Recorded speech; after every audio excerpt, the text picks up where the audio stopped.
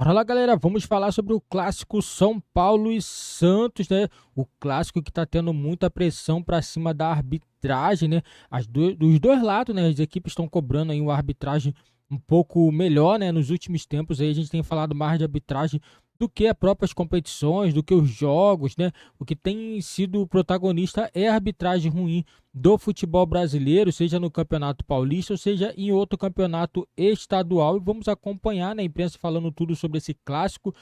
Santos vive um momento muito bom no Campeonato Paulista, né? O Carille só tem uma derrota que foi para a equipe do Palmeiras e a equipe nesse momento é líder geral do Campeonato Paulista. Do outro lado, São Paulo, né? O São Paulo conheceu sua primeira vitória sob o comando do Thiago Carpini, perdeu para a equipe da Ponte Preta e agora vai ter essa pressão, né, para poder vencer a equipe do Santos, né? Porque se não vencer o torcedor vai ficar com o pé atrás, vai ficar com um pouco de clima de desconfiança sobre o treinador. Então vamos acompanhar aqui a imprensa falando tudo sobre esse jogo.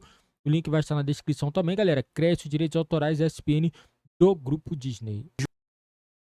Jogou no Morumbi nessa quarta-feira. O Santos soltou uma nota, Geonde. Pressão no apito. Sobre a escolha da árbitra Edna Alves para apitar o clássico São Paulo e Santos no Morumbi, o Santos Futebol Clube respeita a decisão da Comissão de Arbitragem da Federação Paulista de Futebol, espera que graves erros cometidos pela árbitra no passado tenham servido de reflexão e aprimorado em seu nível técnico para que possa conduzir junto com seus auxiliares um jogo tão importante na primeira fase do campeonato, sem prejuízo ao espetáculo, para que os protagonistas da partida sejam os atletas. A gente vai colocar esse jogo que é citado na nota, é um jogo de 2022 na Vila. A gente está colocando os lances aí. E aí, a gente vai colocar os lances até para ilustrar sobre o que se trata essa nota, mas sobre a nota em si, aquela famosa pressão antes de jogo. São esses dois pênaltis pedidos pelo Santos e teve muita contestação. Se um foi, se o outro foi, se os dois foram. Isso na oportunidade, 2022. Né?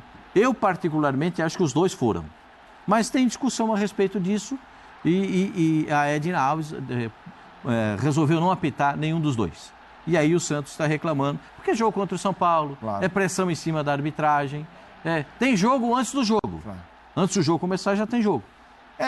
Eu também acho que tem jogo. Eu lamento um pouco, assim, eu não gosto muito dessas coisas, mas acho que como fazem tanto no Brasil, não é assim uma exclusividade do Santos Futebol Clube. Fazem isso, eu também entendo que muito diretor, às vezes fala, pô, se eu não faço, os caras, a arquibancada me cobra. Eu lamento esse círculo vicioso, exatamente. Exato. Mas eu queria que você falasse, Jean. Pois é, eu acho assim, bom, primeiro é o que você falou, é assim que as coisas funcionam, é um círculo vicioso e ninguém vai parar enquanto o outro não parar, enquanto não houver algo dito e combinado, vamos parar de fazer pressão na arbitragem antes dos confrontos, vamos... E eles nunca fazem isso, porque eles reclamam, todos os clubes reclamam demais da arbitragem brasileira e reclamam com razão, mas fazem muito pouco para que essa arbitragem melhore.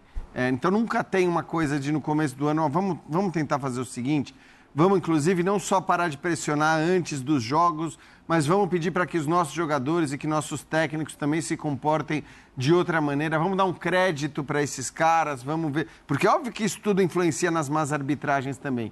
Tem uma questão enorme de preparação, de profissionalização ou não, para quem acha que tem que profissionalizar, há quem acha que não deve profissionalizar, enfim, são outras discussões.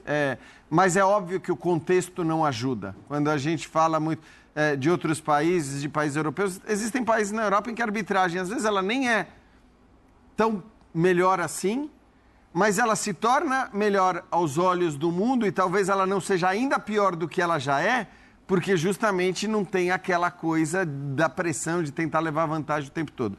Dito isso, a Edna em si, eu não acho uma grande árbitra, realmente não a considero entre os melhores árbitros do país. Acho que ela é confusa, que ela se equivoca, esses lances eles são lances bastante discutíveis. Então, mas eu acho que isso pouco importa, quer dizer, pouco importa o quanto o Santos se baseou em erros verdadeiros ou não para pressionar, para soltar essa nota. Porque se for assim, em todo jogo, algum time vai conseguir achar lances no passado em que o árbitra o prejudicou e tudo mais. E você vai ter sempre motivo para fazer isso, entendeu? Então, eu acho que a questão ela nem deveria se ater ao quanto a Edna errou ou acertou nesse jogo. Eu acho que isso é o que menos importa, porque a gente sabe que, no fim das contas, o que o Santos está fazendo não é um inconformismo com o passado. O que o Santos está fazendo é uma tentativa de pressão que acabou, não volta. Para o futuro. Exato. Está pensando na frente, e eu acho que a dinâmica que a gente tem em relação à arbitragem no Brasil, ela prejudica uma arbitragem que já não é boa. E essa dinâmica envolve todo mundo. Envolve os jornalistas, envolve os dirigentes, os jogadores, os técnicos. Os árbitros não são dos melhores? Óbvio que não são. Talvez estejam entre os piores do planeta, sim, das grandes ligas. Mas que todo o contexto atrapalha e torna essa arbitragem ainda pior, eu não tenho dúvida disso. Quero te ouvir também sobre o temazinho. Eu acho que assim, a nota, o Santos está no seu direito. Para mim também houve esses erros, mas como já houve também a favor do Santos, né? Agora, o mais importante é o que eu li ali. Respeito à decisão. Então, quando você respeita alguma coisa, quando você respeita uma decisão, você está lembrando, espera que não cometa os mesmos erros, mas que você entre em campo para jogar futebol. Não entre pensando em pressionar pelos erros que aconteceram. Está aí a nota, está no seu direito, legal, lembrou de uma situação que foi prejudicado.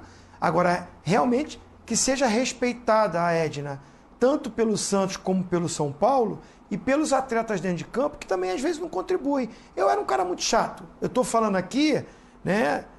Porque eu não concordo com o que eu fiz também num tempo atrás. Às vezes reclamava demais, pressionava demais, sabe? Você acaba complicando. É o que o Jean falou. Tem uma hora que, assim, tem erros, tem árbitro que está cometendo erros. Vamos tentar ajudar de alguma forma? Menos pressão? Porque você vê, toda a responsabilidade parece estar mais em cima dos árbitros do que nos protagonistas do jogo, que são os jogadores. Então, tá aí a nota, e que seja respeitada a Edna para ela fazer um bom trabalho. Pós-jogo, se isso não acontecer, aí sim.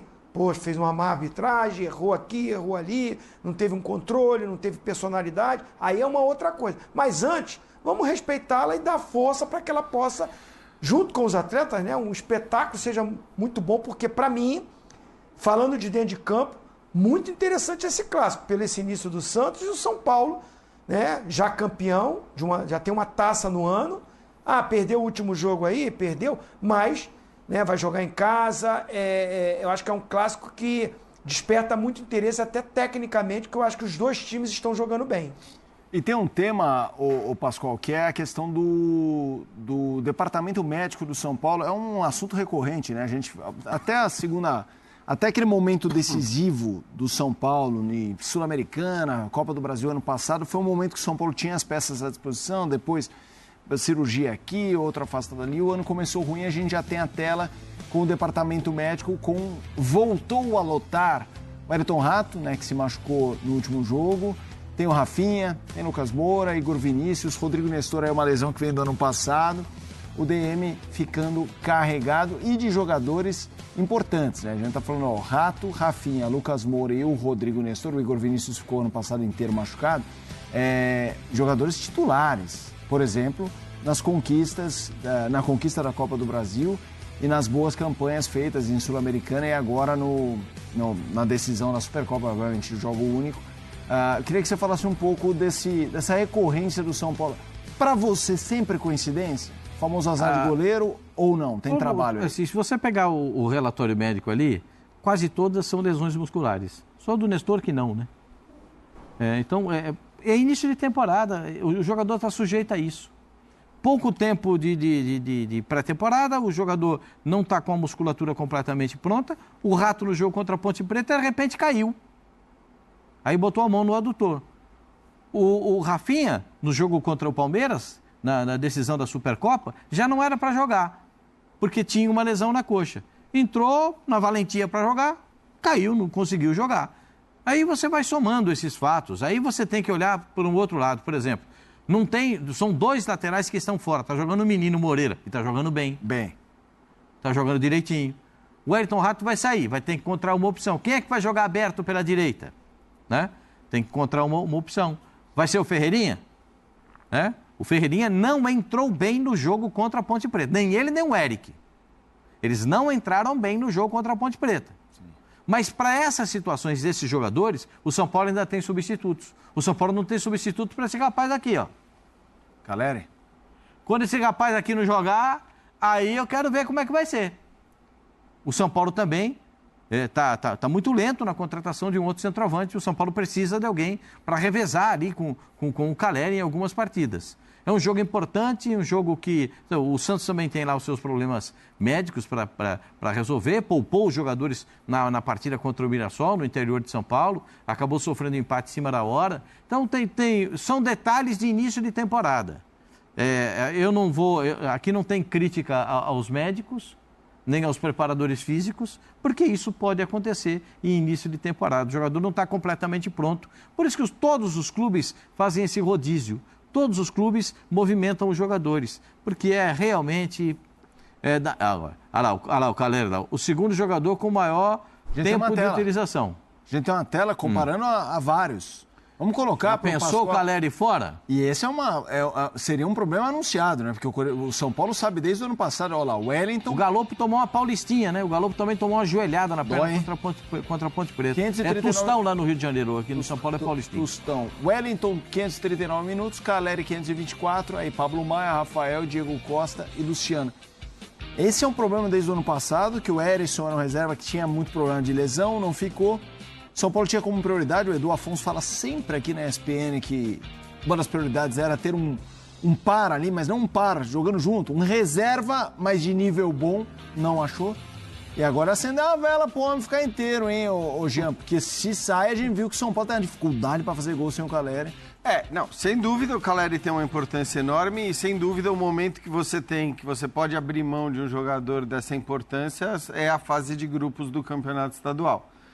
Então, eu até acho que se a gente olhar para o que o São Paulo fez, o próprio Lucas, né, que se falava vai jogar a Supercopa, não vai jogar a Supercopa, no fim das contas, a não entrada dele na Supercopa foi justamente prudência. Foi uma questão de dizer que, enfim, não vai se arriscar esse jogador e perder o jogador para a temporada toda, por mais que a Supercopa seja uma taça, não valeria. A gente está falando de um jogador que talvez seja o mais importante do São Paulo, o Lucas. Tenho certeza que o São Paulo controla as condições do Caleri, porque quando a gente olha a minutagem também, é óbvio que os jogadores têm uma reação diferente em relação aos minutos que eles estão em campo. As posições também mudam muito a exigência, né, de um jogador ou de outro do ponto de vista físico, do ponto de vista muscular. Embora, claro, a gente possa dizer que se tem alguém que se mata dentro de campo e que corre que nem um maluco e que faz tudo que ele pode fazer, esse alguém é o Caleri. Mas tenho certeza... A diferença dele pro lateral, pro Wellington, não é grande. Acho que são 15 minutos sim, entre um e outro. E por minutos por jogo,